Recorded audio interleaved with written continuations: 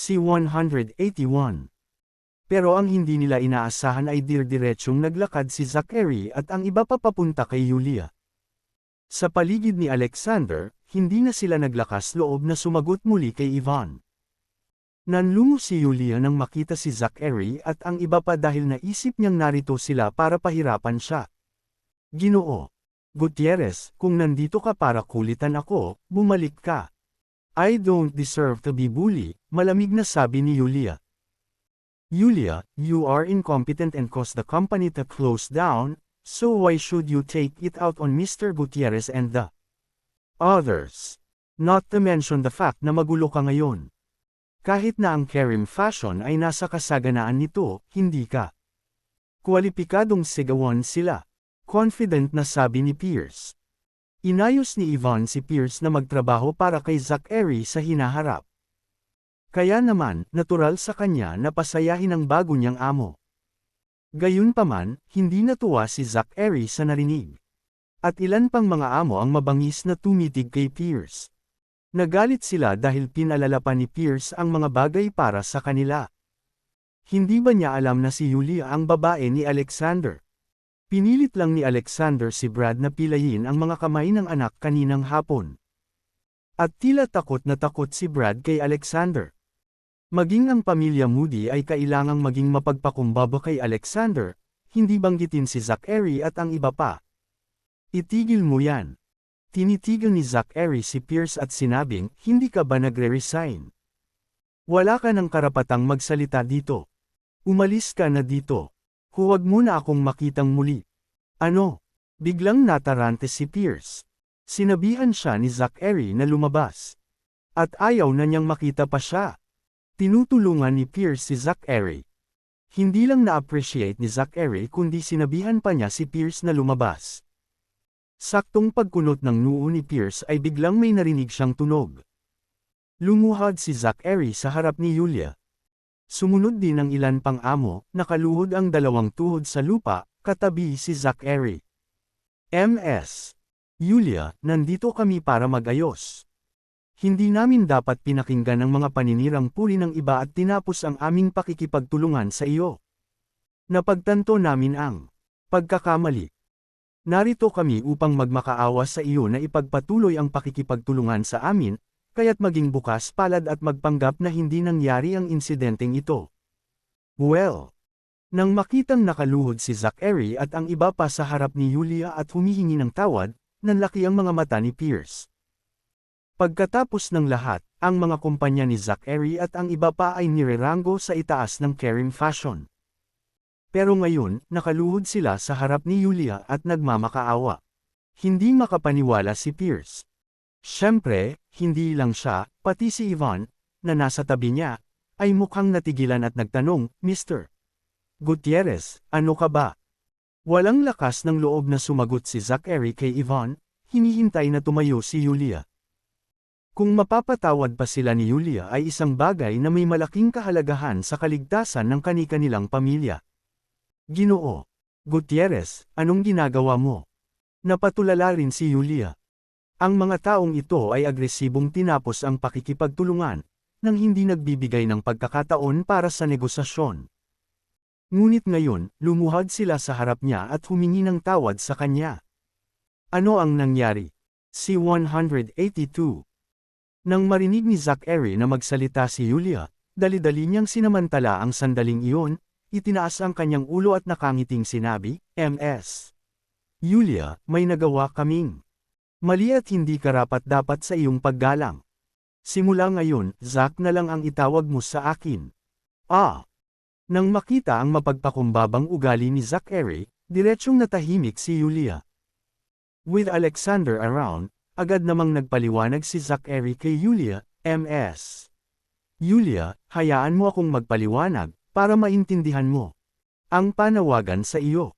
Kahapon tungkol sa pagwawakas ng kooperasyon ay talagang isang pabigla-bigla naming gawa pagkatapos ng inuman. Pagkatapos naming huminahon sa gabi, napagtanto namin na nakagawa kami ng isang malaking pagkakamali at lahat kami sa bahay ay nagsisi. Pagkatapos ng isang gabi ng malalim na pagsisiyasat, napagpasyahan namin na Dapat kaming pumunta at aminin sa iyo ang aming mga pagkakamali at humingi ng iyong kapatawaran. Mula ngayon, gusto naming maging mga negosyante na may diwa. Ng kontrata.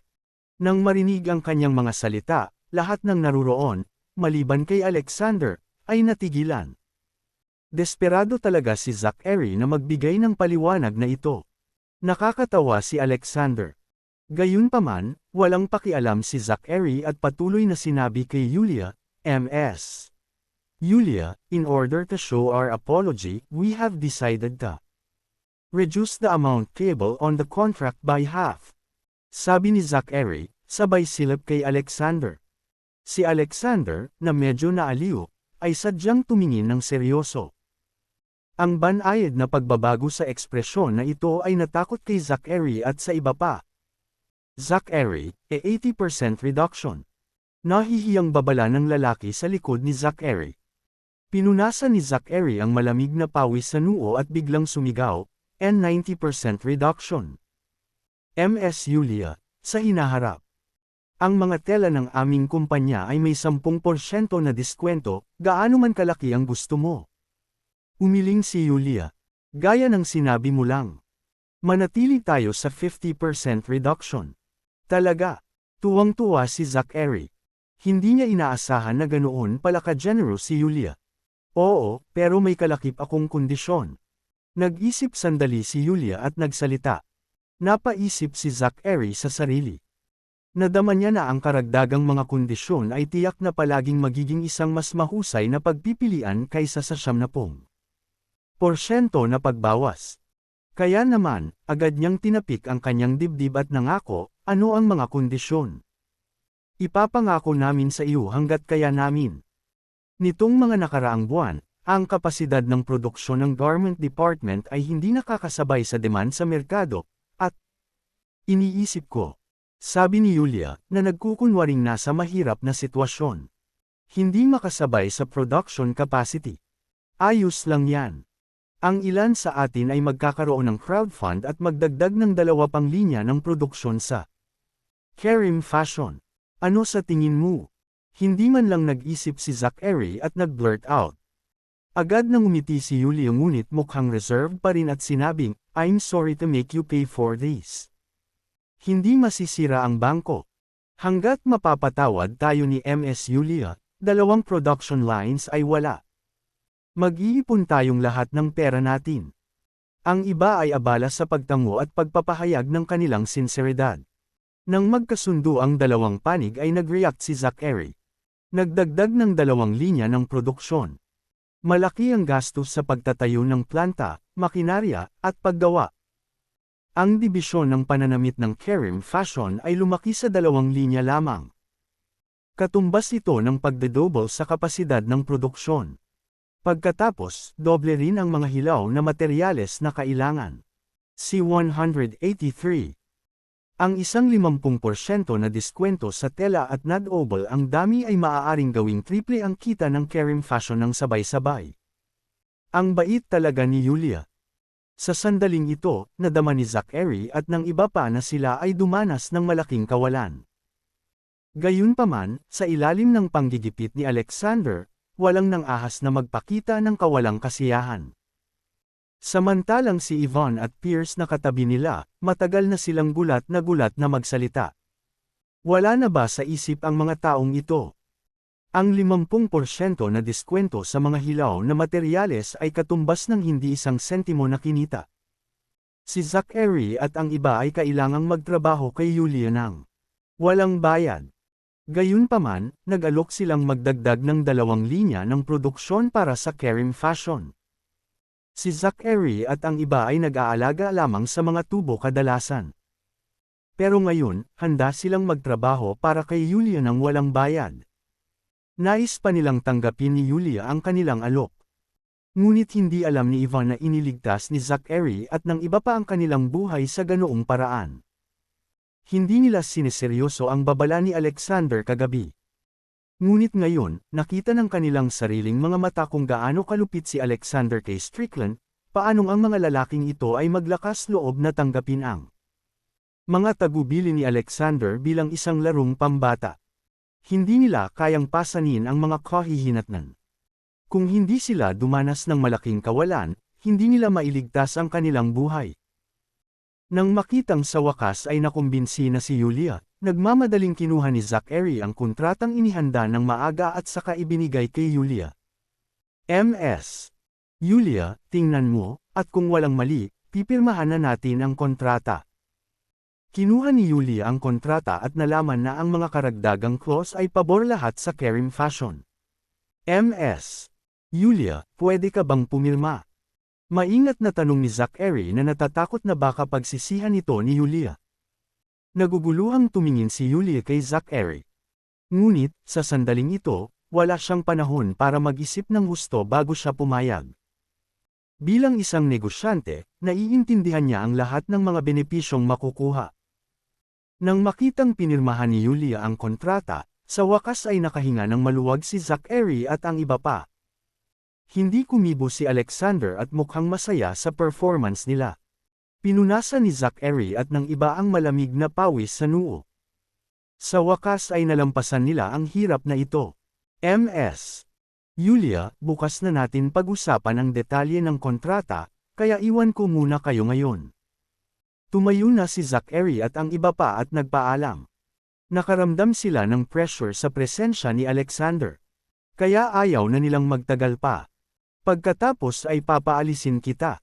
Nagmamadaling bumangon si Yulia at gumawa ng gesture of invitation. Hindi. Sa sobrang takot ni Zachary at iba pa ay ikinaway nila ang kanilang mga kamay. Ms. Yulia, please stay. Mag-isa tayong pupunta. Bumilis ang barkada habang nagsasalita sila. Ngunit sa sandaling iyon, si Alexander, na tahimik, ay biglang nagsabi, tumigil ka. Si Zachary at ang iba ay nanginginig. Hindi pa ba nakontento si Alexander? Habang nakatayo sila roon, nalilito, nagpatuloy si Alexander, maaaring muling pirmahan ang kontrata, at ang mga konsesyon ay voluntaryo. Ngunit huwag. Kalimutan na ikaw din ang nag-terminate ng nakaraang kontrata.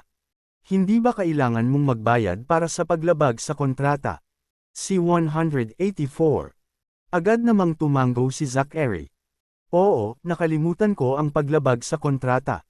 Bago ako dumating, hiniling ko sa departamento ng pananalapi ng kumpanya na ihanda ang pera. Ngayon lang ako nakatutok sa pagpirma ng kontrata kaya nakalimutan ko na. Pagkakamali ko. Paumanhin, Ms. Yulia, tatawag ako at ipapatransfer ko ang pera nila ngayon din. Oo, inihanda ko na rin ang pera bago ako dumating, at tatawag din ako kaagad. Ms. Yulia, ikinalulungkot ko na naantala ang iyong oras ng trabaho. Handa akong doblehin ang halaga ng paglabag sa kontrata. Ako rin. Isa-isa nilang inamin ang kanilang mga pagkakamali, na parabang napagtanto nila na masyado na silang lumayo. Sa katunayan, lahat sila ay natutuwa na si Alexander ay humihingi lamang sa kanila ng kabayaran sa paglabag sa kontrata. Medyo na-flatter si Yulia nang makita ang inasal ng barkada. Samantalang sina Ivan at Pierce, nabiglan na naman sila. Hindi nagtagal at nakatanggap ang pampublikong account ng Kerim Fashion ng mga default na pagbabayad mula sa 8 kumpanya. Nagdagdag ito ng hanggang 10 milyong dolyar.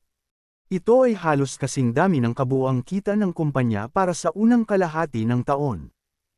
Sa pagtingin sa sobrang pera sa account, naramdaman ni Yulia na parang nananaginip siya.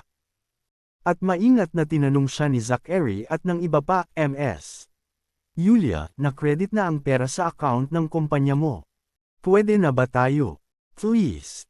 Nakaharap ang mga lalaki kay Yulia ngunit hindi nila maiwasang mapatingin sa direksyon ni Alexander. Anumang kaunting galaw ni Alexander ay maaaring matakot sa kanila. Sure. Laging nararamdaman ni Yulia na kakaiba ang kinikilos ni Zachary at ng iba pa simula nang pumasok sila sa opisina. Saglit na natigilan si Zachary, at nang makitang walang balak si Alexander na pigilan siya, dali-dali siyang yumuko kay Yulia at nagpaalam. Ginoo Gutierrez, ay. Nang makitang nakarating na si Zachary at ang iba pa sa pinto, sabik na sigaw ni Pierce. Umalis ka. Saway ni Zachary at binilisan ang lakad. Matagal na panahon si Zachary bago napaniwala si Alexander. Kaya ayaw niyang masira ang effort niya. Nanlamig si Pierce sa pwesto. Sobrang pinagsisihan niya ito. Hindi niya maiwasang ibaling ang tingin kay Yulia.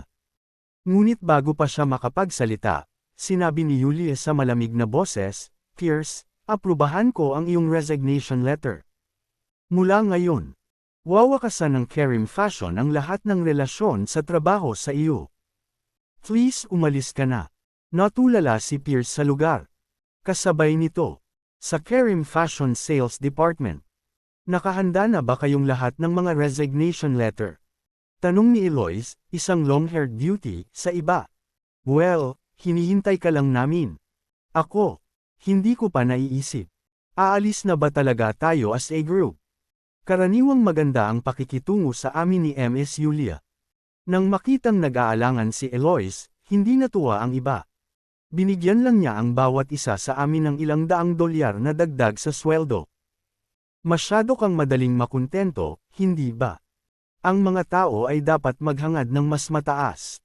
Bakit hindi tayo makaalis dahil may mas mabuting pagpipilian tayo? Wala kaming ginagawang masama. At saka, nabalitaan ko na malapit ng malugi ang kumpanya, kaya kung hindi mo sasamantalahin ang pagkakataon, kailangan mong makipagkompetensya sa mga fresh graduate mamaya. Ginoo. Nag-ayos si Pierce ng napakagandang backup na plano para sa amin. Ano pa ba ang kailangan mong pag-alinlanganan? C-185. Kahit papaano ay naantig si Eloise.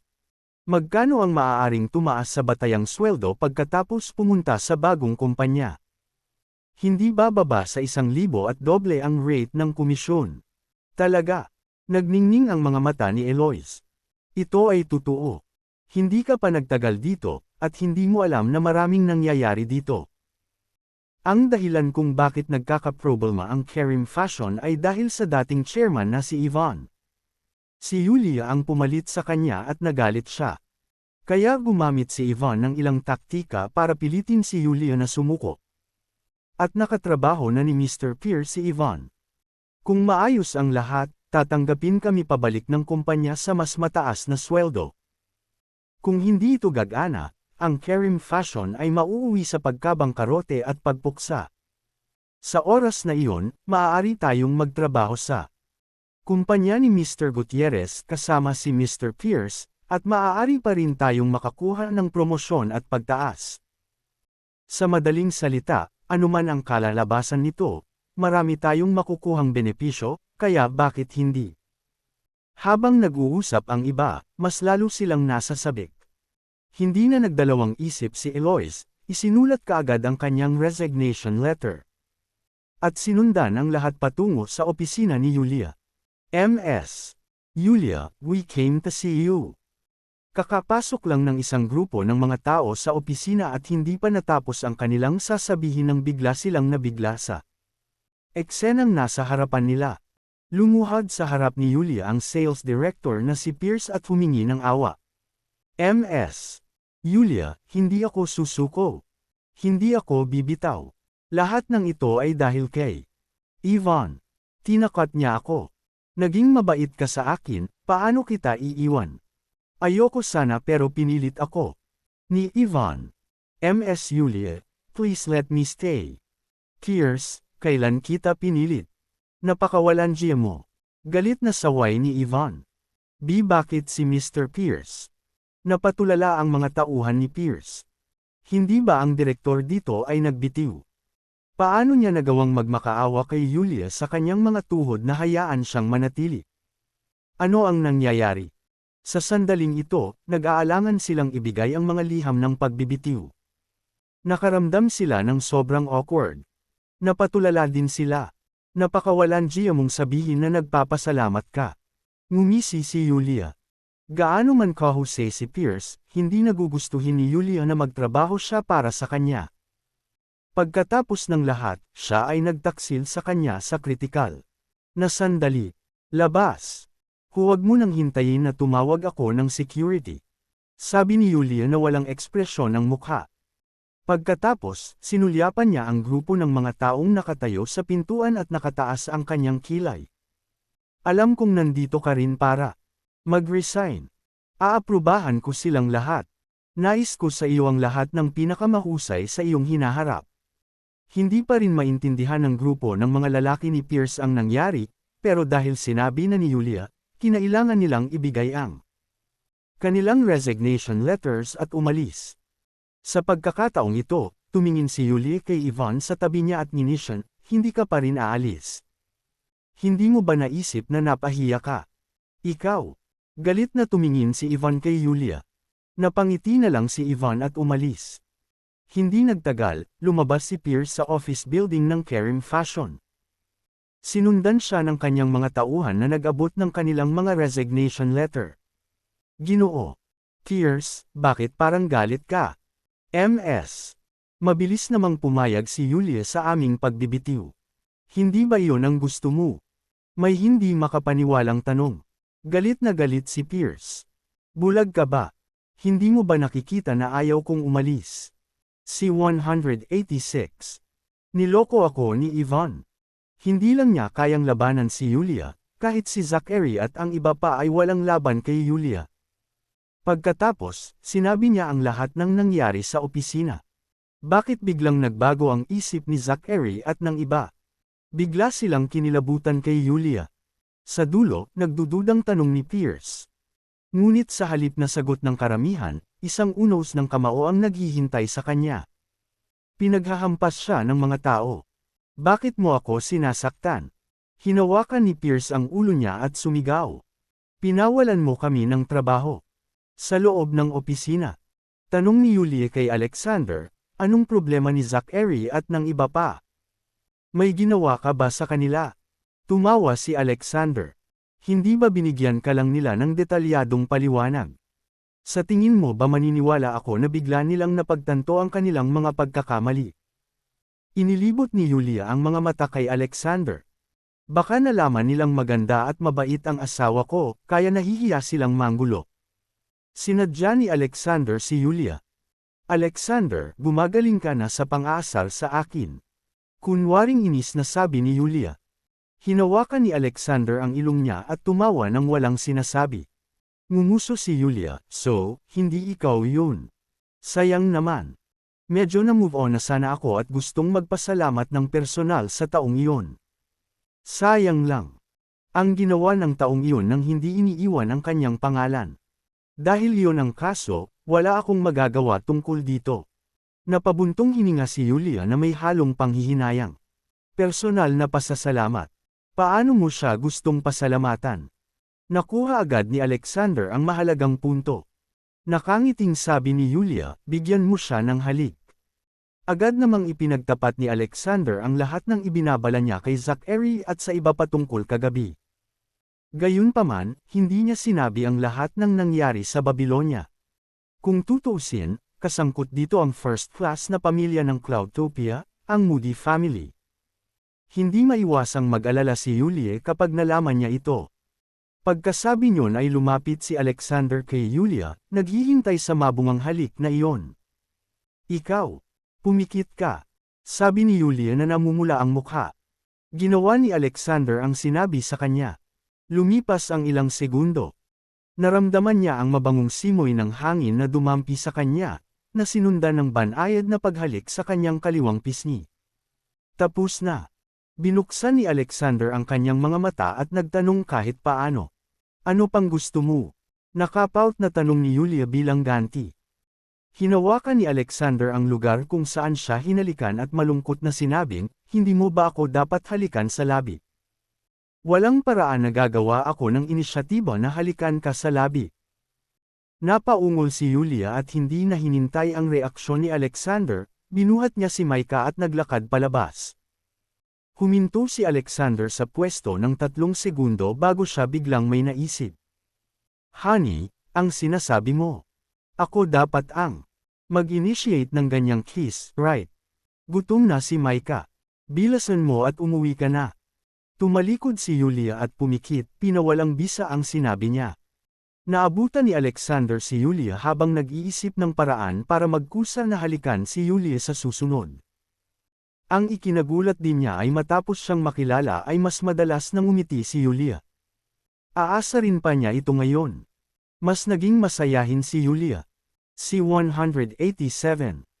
Pagdating nila sa bahay, si Alexander pa rin ang nagluto, at dinala ni Yulia si Micah para bigyan ng kamay.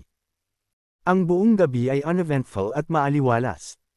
Hindi maiwasan ni Alexander na magpakasawa sa hindi pangkaraniwang pakiramdam ng kaligayahan.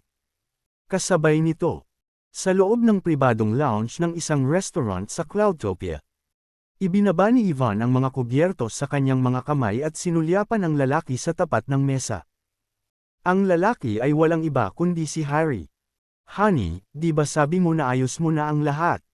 Paanong biglang nagbago ang isip ni Zachary at ng iba?" Sa critical moment, lumuhad pa sila at humingi ng awa kay Yulia. Habang pinag-uusapan ito ni Ivan, ang galit niya. Gusto niyang mapunit si Yulia. Ngayon, sinadya niyang puntahan si Yulia na pinapahiya.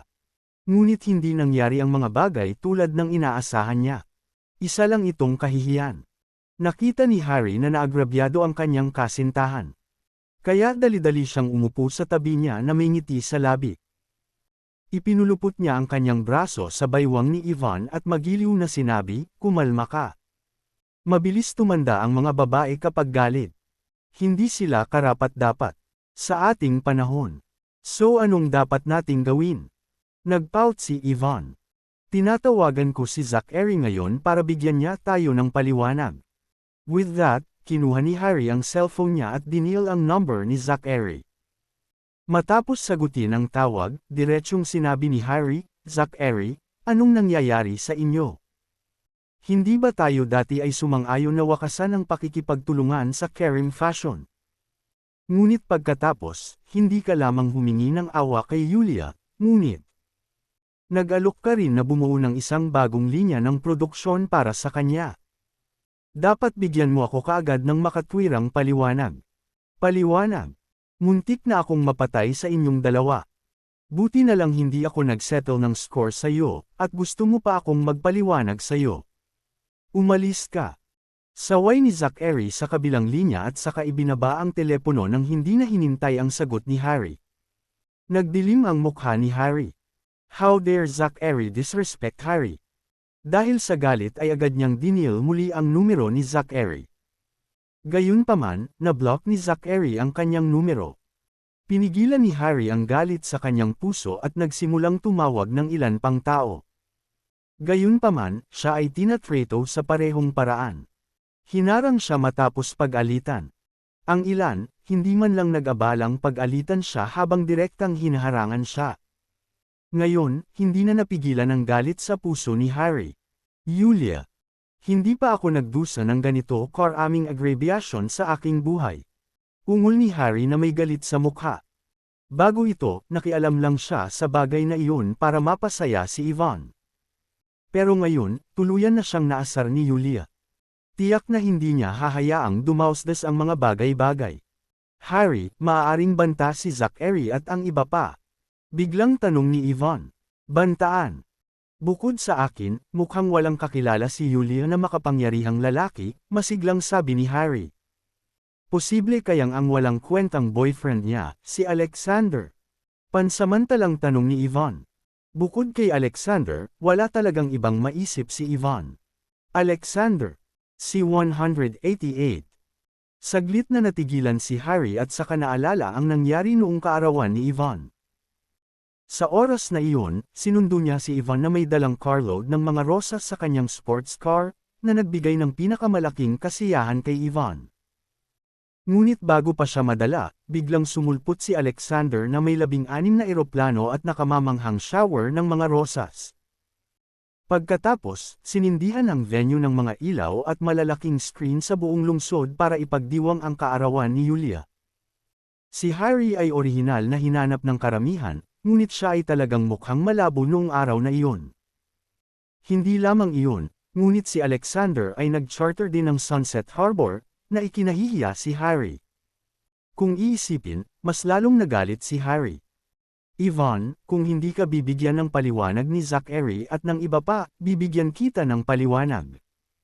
I have ways to force Yulia to give way," sabi ni Harry na may ngisi sa mukha. Alexander at Yulia, pinagawa mo ako. Sa susunod na umaga, pagkababa nina Yulia at Micah, sumakay si Alexander sa jeep. Agad na nagulat si Diane, "Boss, tumawag si Philbert at gusto ka daw niyang makita." Ngumisi si Alexander, nawalan na siya ng pasensya. "Gusto mo ba siyang makita?" Tanong ni Diane habang pinaandar ang sasakyan. "Hindi." Tumingin si Alexander sa bintana. Bagamat ngayon lang niya gustong i-enjoy ang buhay kasama sina Yulia at Micah, pero seryoso ito sa North. Anumang maling desisyon ay maaaring makaapekto sa pundasyon ng bansa.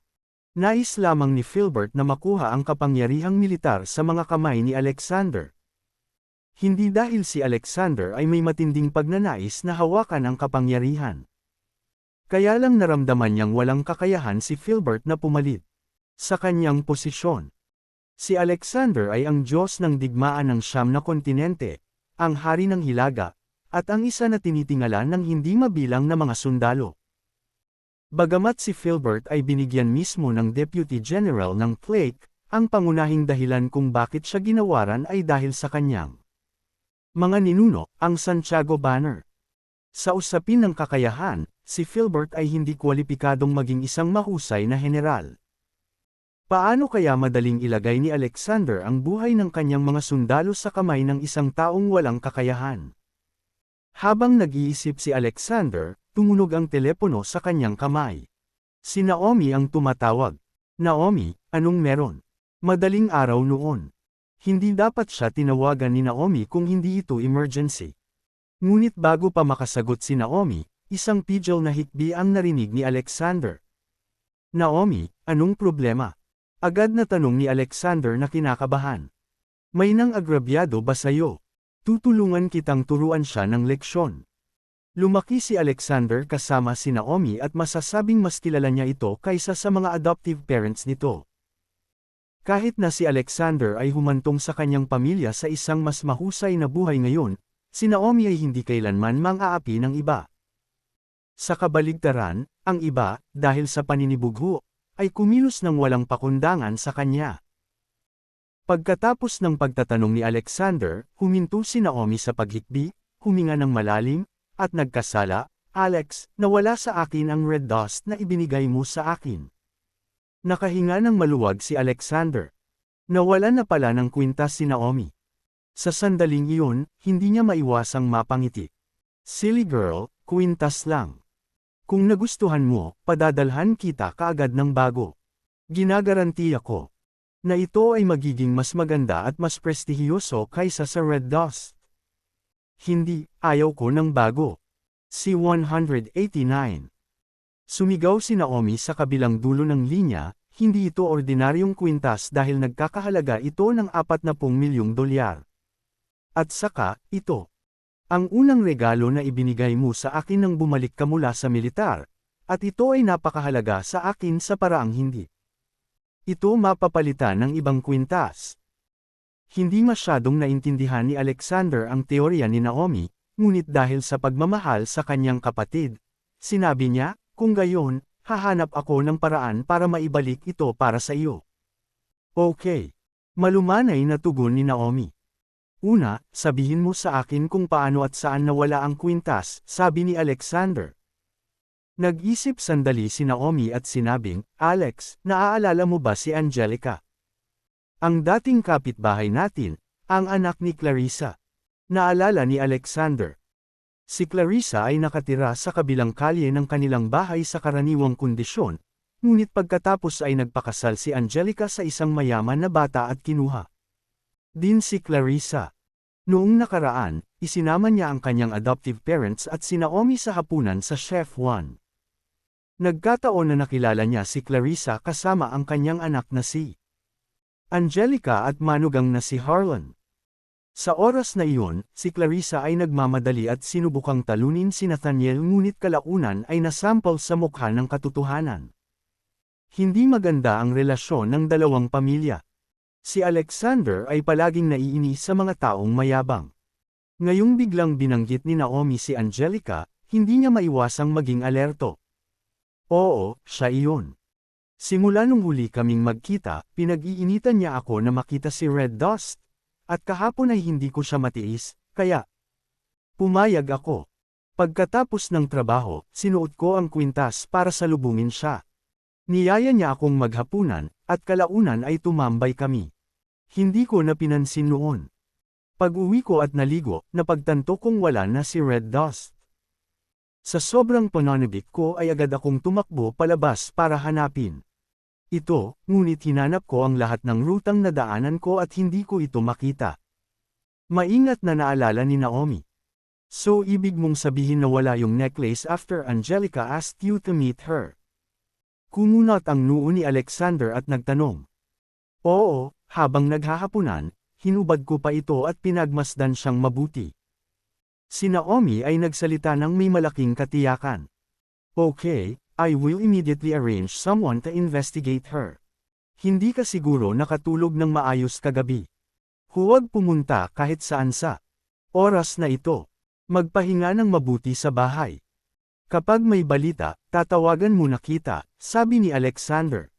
Tumango si Naomi at ibinaba ang tawag. Nang hindi na umulit si Alexander, tumawag kaagad si Diane sa driver's seat at nag-ayos ng mag-iimbestiga sa bagay na iyon. Wala pang 20 minutes, inimbestigahan na ang usapin. After hearing the investigator's report, Diane said to Alexander, "Boss, si Angelica ang gumawa nito. Bago niya paalisan ang kapatid mo." Nakipag-ugnayan siya sa isang bihasang magnanakaw at nagnakaw ng Red Dust nang hindi pinapansin ng kapatid mo bago sila maghiwalay ng landas. Umiling si Alexander at bumantong hininga sa kanyang puso. Sa mundong ito, bakit laging may mga taong iniisip na lahat ay bobo at sila ang pinakamatalino?